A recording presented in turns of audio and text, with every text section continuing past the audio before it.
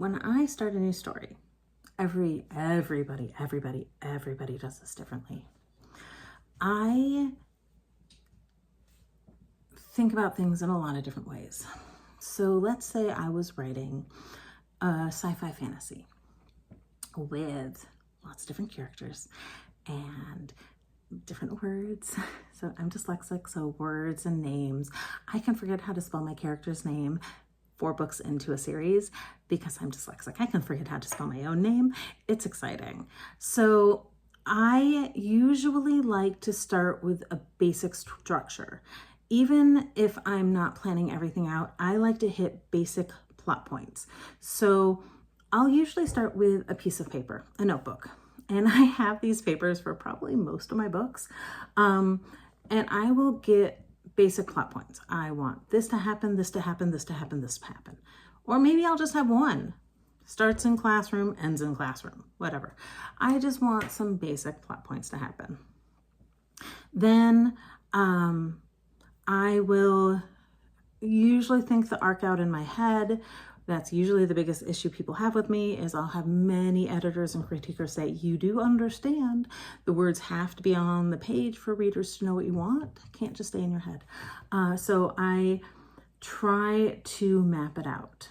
For me, I try not to have plot holes. I try not to have inconsistency in my timeline. I like to have things really make sense, especially in multiple point of view stories. So I create a calendar in Word. I use the program Plotter, P-L-O-T-T-R. I'm not advertising it. There are a ton of them out there. There are some that are probably better. There are some that are worse. That just happens to be the one that fell into my lap one day. And on there, you can create characters and a character list, which is great because otherwise I forget the details of my characters, including how to spell their name, eye color, hair color, height. I forget all of it. So if I remember to just fill those details in, it's great. It also has a place for notes and around town, so I can put, if one day I decide to call a coffee shop, Bean Express, I can put, oh, that's a good name. I can put that in there, and then next time I know the name of the coffee shop. Otherwise, I'm searching the document, the book, much later. Any details you can add and write down right away. Otherwise, you're going to forget later.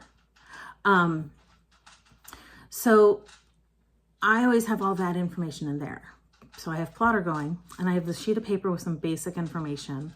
But I know I have a lot of things open, but I also have a Word document. And that Word document has a really basic calendar. And I fill it out kind of as I go, and then I can move things around. Plotter doesn't have a good calendar feature. I've told them a few times that's what I want. If I could have anything, I want a calendar. Because that gives me an overview. And I usually have the calendar open for whatever books going forward. And sometimes I'll put something in there and I'm like, it didn't happen, so I can slip that off into the next book.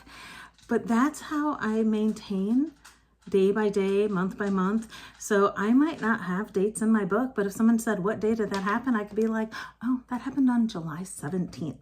I know that because I have my calendar, and I might not date things in the book, but I know exactly when everything happened because I keep a calendar and I date things out exactly. So I don't have consistency issues throughout my series. It just helps me. So I have my calendar, I have the paper, and I sometimes put all of the character names on a little slip of paper right next to me so I don't have to keep jumping screens, so I know how to spell their names and spell everything because I can't spell anything.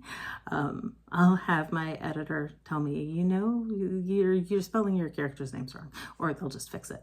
And then I have to accept the changes. So that's my little bit of organization. Other people do it differently. One of my good friends, author A.R. Grimes, has a big notebook where she takes a ton of notes. To each their own.